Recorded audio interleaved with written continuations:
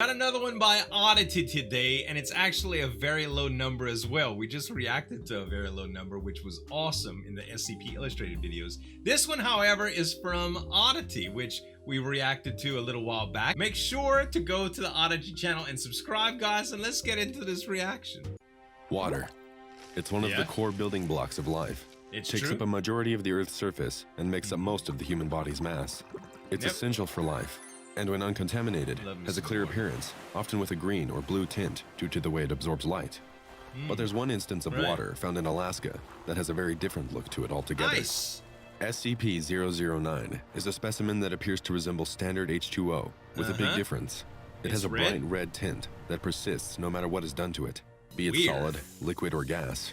Also, unlike regular water, SCP-009 is in a liquid state at temperatures between 0 and -100 degrees Celsius. Wow. When above 0 degrees, which is the normal melting point of water, SCP-009 becomes a solid.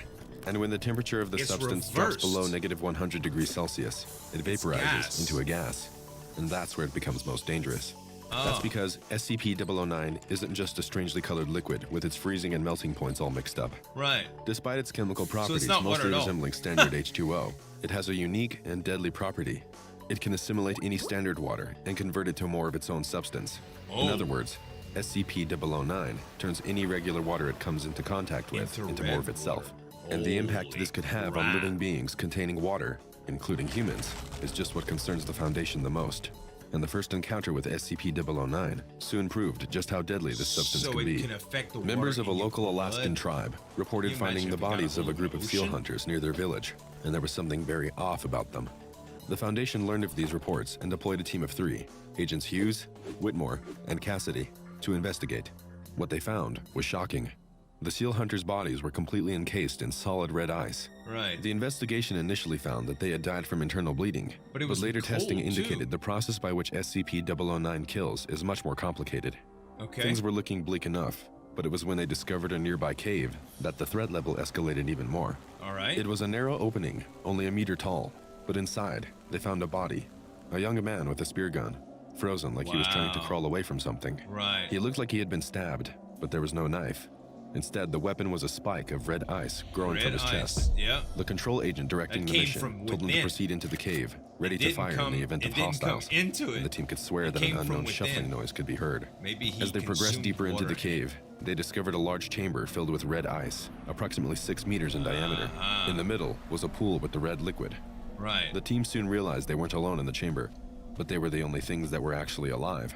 Surrounding them was an assortment of local wildlife, and all of them were frozen solid. A fox, seals, a polar bear, even a giant spider, which was likely an unknown occurrence of SCP-3023, a Keter-class threat, where a random object will develop an aggressive and deadly arachnid form.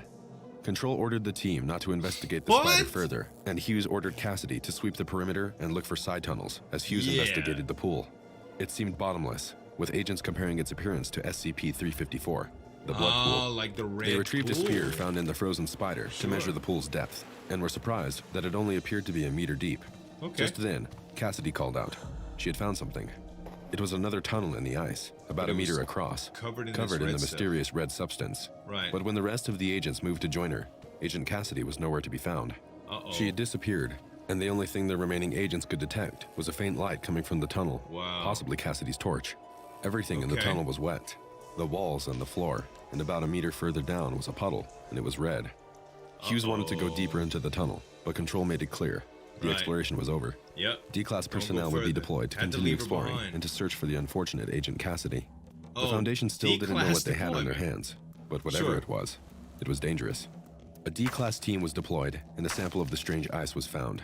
No reports of Agent Cassidy's fate are available, but extensive testing was done on the strange red liquid.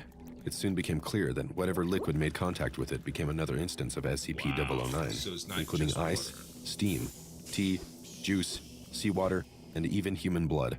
This conversion can happen in as little as 3 minutes or up to several hours in some cases. But what about assimilating more complex objects, like humans? It was determined that testing on D-Class personnel needed to begin in order to understand the process that led to the hunters being frozen solid. Right. Initial exposure begins with the sample of SCP-009 assimilating any moisture present on the exposure area. This can include sweat or any other liquid on human skin. Oh no! At this point, SCP-009 doesn't seem to pose any threat, and the subject reports that it feels slightly warm on the skin. That changes quickly in Phase 2. As the surface conversion begins, frost starts to form on the exposed area, and the natural heat raises the substance's temperature above 0 degrees Celsius. This can take only a minute or several hours, but once it begins, the process is irreversible. That's horrible. This is also when the process becomes painful for the subject, as red ice crystals start to emerge from the skin, which is a prelude to deep tissue conversion. Stage 3 starts as the temperature of SCP-009 increases rapidly, and the conversion speeds up. Ice crystals form quickly, which actually prevent massive blood loss and keep the subject from dying quickly, with some staying alive for many hours. Data for end-stage conversion is currently restricted, and after the results were examined further, testing on D-Class personnel was suspended. But that wasn't the end of all SCP-009 testing. That looks so Tests painful. were performed involving fusing the substance with liquid nitrogen, and potential for its use in cold fusion were explored, but both were ultimately suspended due to the risks. More worrying are the reports of a test using SCP-107, which were found due to a convenient shift from the dimension-hopping specimen SCP-507. While not performed in this reality, we now have an indication of how SCP-009 would interact with 107, a turtle shell that can generate rain when exposed to any liquid. When exposed to SCP-009, it caused a red snow-like substance to fall in the test area for 27 minutes, which affected any organic matter that was exposed. All grass and other plants in the area turned red, and the entire area was frozen solid. Other mutations emerged, such as large tentacles that generated tiny beads of SCP-009. This indicates that the plant wasn't just infected, but converted into a form that would spread SCP-009 independently.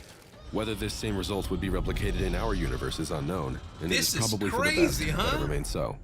But regardless, it was becoming clear that SCP-009 posed an existential threat. Poor thing, because the red ice could assimilate any moisture it touched, and it was deadly to any living being that it made contact with.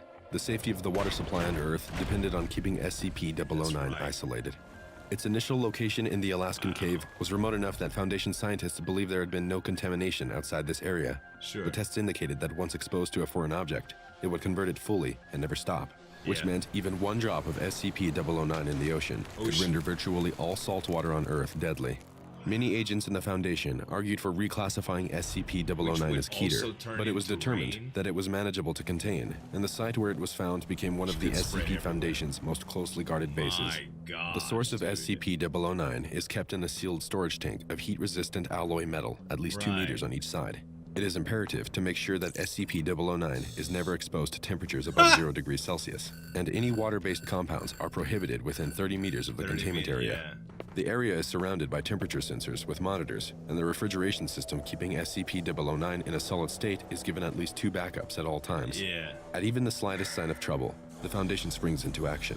If the temperature fluctuates significantly, the chamber is immediately locked down and pumped with coolant until it's secure. Once testing resumes, the containment area is placed under a total vacuum, and anyone involved in the test must wear secure protective gear. All material exposed to the substance undergoes dehydration and is quarantined for at least 12 hours.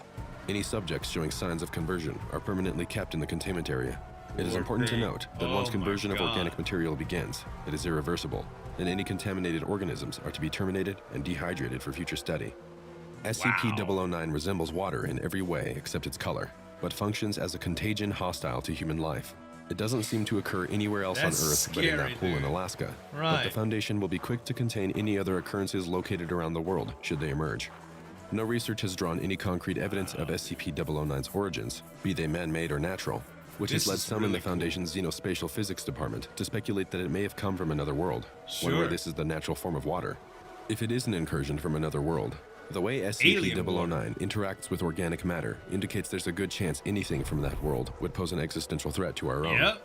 Research is continuing, but under a controlled environment with minimal chance of exposure.